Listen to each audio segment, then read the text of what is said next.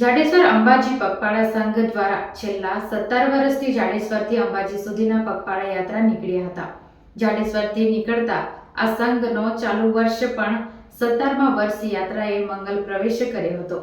ભાદરવી આઠમના દિવસે માતાજીના મુખ્ય મંદિરે પણ ધ્વજ ચડાવવાની પરંપરા જાળવવામાં આવે છે. જાડેશ્વર અંબાજી પગપાળા સંઘ દ્વારા છેલ્લા 17 વર્ષથી જાડેશ્વરથી અંબાજી સુધીની પગપાળા યાત્રાનું આયોજન કરવામાં આવે છે.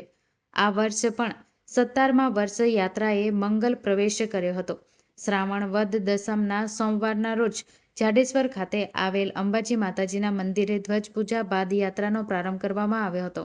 બાદમાં જાડેશ્વર ગામના વડીલોનો આશીર્વાદ સાથે 70 જેટલા માઈ ભક્તો અંબાજી તરફ પગપાળા રવાના થયા હતા.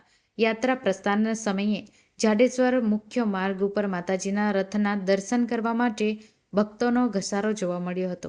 દર વર્ષે યોજાતી આ યાત્રામાં શ્રદ્ધાળુઓ ભાદરવી સાતમના રોજ અંબાજી ગબ્બર ઉપર ધ્વજ ચડાવે છે, તેમજ ભાદરવી આઠમના દિવસે માતાજીના મુખ્ય મંદિરે પણ ધ્વજ ચડાવવાની પરંપરા જાળવવામાં આવે છે.